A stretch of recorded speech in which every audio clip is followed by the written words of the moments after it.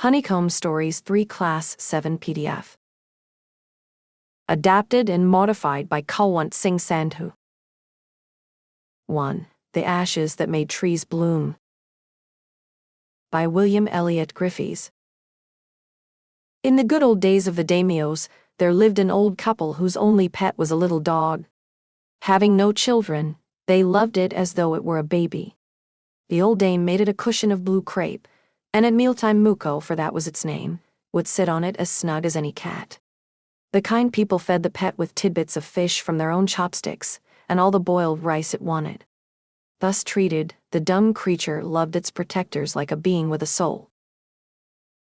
The old man, being a rice farmer, went daily with hoe or spade into the fields, working hard from morning until Otento-sama, as the sun is called, had gone down behind the hills.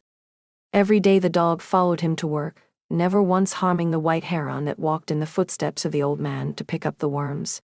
For the old fellow was patient and kind to everything that had life, and often turned up a sod on purpose to give food to the birds.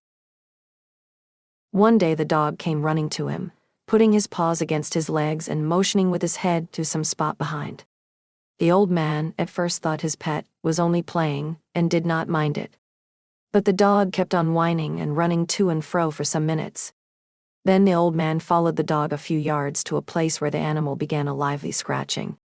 Thinking it was possibly a buried bone or bit of fish, the old man struck his hoe in the earth, when lo! A pile of gold gleamed before him. Thus in an hour the old couple were made rich. The good souls bought a piece of land, made a feast for their friends, and gave plentifully to their poor neighbors. As for the dog, they petted him till they nearly smothered him with kindness.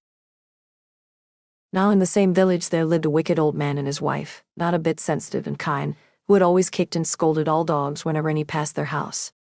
Hearing of their neighbor's good luck, they coaxed the dog into their garden and set before him bits of fish and other dainties, hoping he would find treasure for them.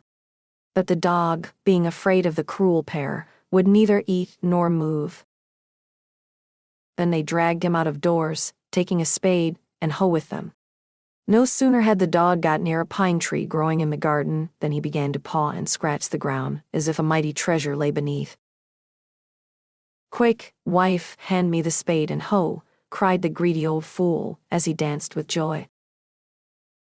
Then the covetous old fellow, with a spade, and the old crone with a hoe, began to dig, but there was nothing but a dead kitten, the smell of which made them drop their tools and shut their noses. Furious at the dog, the old man kicked and beat him to death, and the old woman finished the work by nearly chopping off his head with the sharp hoe. They then flung him into the hole and heaped the earth over his carcass. The owner of the dog heard of the death of his pet, and, mourning for him as if he had been his own child, went at night under the pine tree. He set up some bamboo tubes in the ground, such as are used before tombs, in which he put fresh flowers.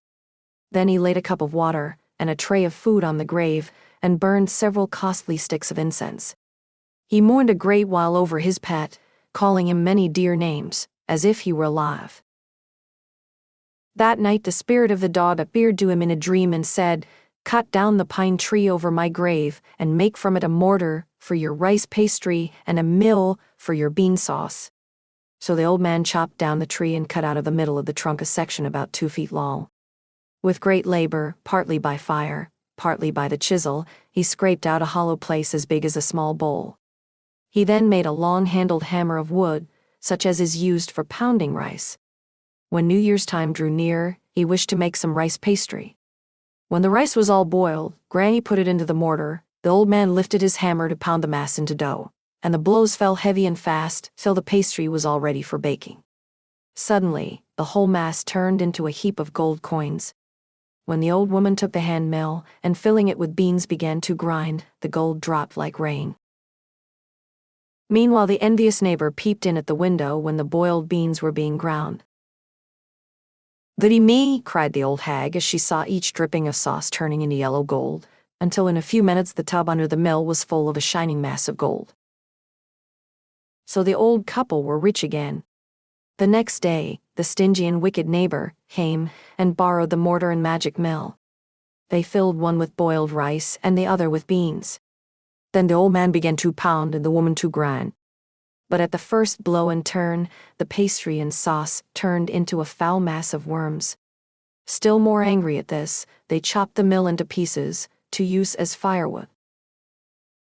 Not long after that, the good old man dreamed again, and the spirit of the dog spoke to him, telling him how the wicked people had burned the mill made from the pine tree. "Take the ashes of the mill, sprinkle them on the withered trees, and they will bloom again," said the dog spirit. The old man awoke and went at once to his wicked neighbor's house, where he found the miserable old pair sitting at the edge of their square fireplace, in the middle of the floor, smoking and spinning. From time to time they warmed their hands and feet with the blaze from some bits of the mill, while behind them lay a pile of the broken pieces. The good old man humbly asked for the ashes, though the covetous couple turned up their noses at him and scolded him as if he were a thief. They let him fill his basket with the ashes. On coming home, the old man took his wife into the garden. It being winter, their favorite cherry tree was bare. He sprinkled a pinch of ashes on it, and lo, it sprouted blossoms until it became a cloud of pink blooms which perfumed the air. The news of this filled the village, and everyone ran out to see the wonder. The covetous couple also heard the story, and, gathering up the remaining ashes of the mill, kept them to make withered trees blossom. The kind old man, hearing that his lord, the daimyo, was to pass along the high road near the village, set out to see him, taking his basket of ashes. As the train approached, he climbed up into an old withered cherry tree that stood by the wayside. Now, in the days of the daimyos, it was the custom, when their lord passed by, for all the loyal people to shut up their high windows. They even pasted them fast with a slip of paper, so as not to commit the impertinence of looking down on his lordship. All the people along the road would fall upon their hands and knees and remain prostrate until the procession passed by. The train drew near. One tall, competent man marched ahead, crying out to the people by the way, "Get down on your knees, get down on your knees." And everyone kneeled down while the procession was passing. Suddenly, the leader of the van caught sight of the aged man up in the tree. He was about to call out to him in an angry tone, but seeing he was such an old fellow, he pretended not to notice him and passed him by. So, when the daimyo's palanquin drew near, the old man, taking a pinch of ashes from his basket, scattered it over the tree. In a moment it burst into blossom. The delighted daimyo ordered the train to be stopped and got out to see the wonder. Calling the old man to him, he thanked him and ordered presents of silk robes, sponge cake, fans, and other rewards to be given him. He even invited him to his castle. So the old man went gleefully home to share his joy with his dear old wife. But when the greedy neighbor heard of it, he took some of the magic ashes and went out on the highway.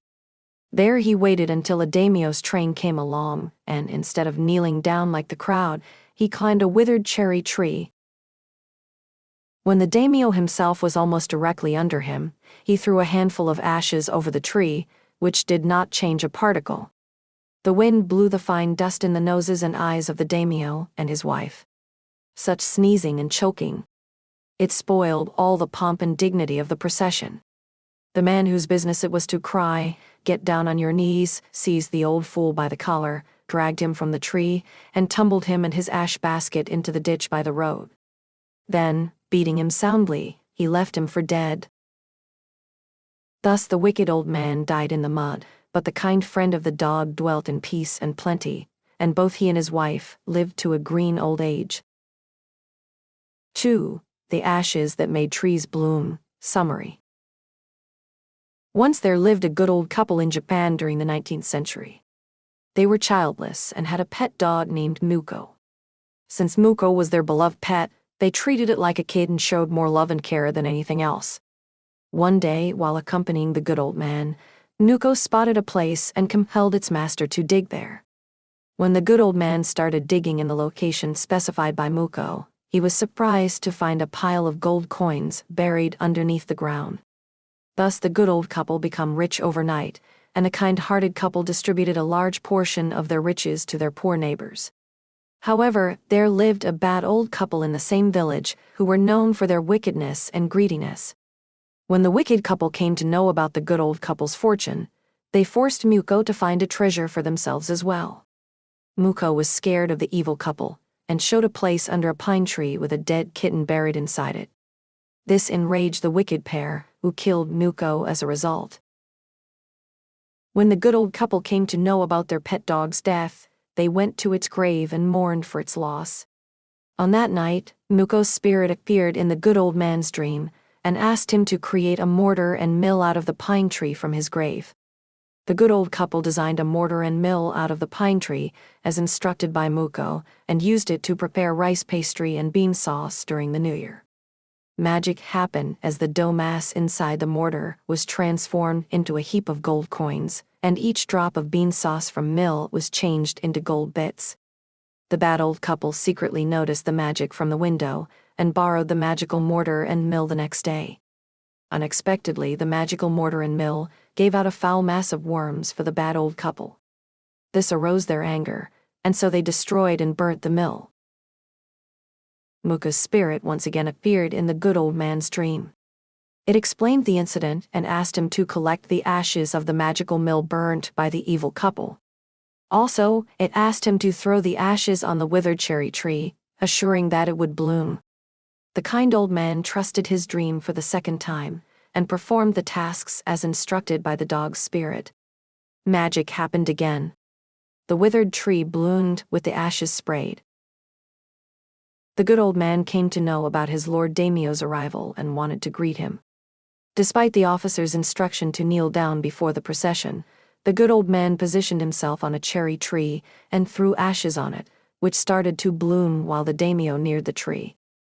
He was pleased to see the old man's magic and rewarded him with many gifts. On having learned about the incident mentioned above, the wicked old man went near the procession to perform the same magic with the remaining ashes he had collected.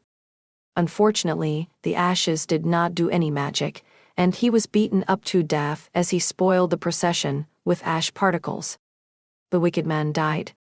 The good old couple happily lived long with the wealth gained. 3. Good deeds and bad deeds. Once there lived an old man. He always kept himself busy. One day he was working in the garden when the king passed. Seeing an old man planting a fig tree, the king asked why he was doing this. The man replied that he might live to eat the fruit, and even if he did not, his grandchildren would enjoy the figs. "Well," said the king, "if you do live to eat the fruit of this tree, please let me know." The man promised to do so, and sure enough, before too long, the tree grew and bore fruit. Packing some fine figs in a basket, the old man set out for the palace to meet the king. The king accepted the gift and gave orders that the old man's basket be filled with gold. Now next door to the old man, there lived a greedy old man jealous of his neighbor's good fortune. One night he stole some figs from his neighbor's garden. He packed them in a basket and took them to the palace in the hope of getting gold. The king, on learning the man's motive, ordered him to stand in the compound and had him pelted with figs. The old man returned home and told his wife the said story. She consoled him by saying, "You should be thankful that our neighbor did not grow coconuts." 4. The shed. There's a dusty old window around at the side, with 3 cracked panes of glass. I often think there's someone staring at me. Each time that I pass, I'll peep through that window one day. My brother says there's a ghost in the shed who hides under the rotten floorboards. And if I ever dare to set foot inside, he'll jump out and chop off my head. But I'll take a peek one day. I know that there isn't really a ghost. My brother tells lies to keep the shed for his den. There isn't anyone staring or making strange noises. And the spider has been gone from his web since I don't know when. I'll go into that shed one day soon. But not just yet.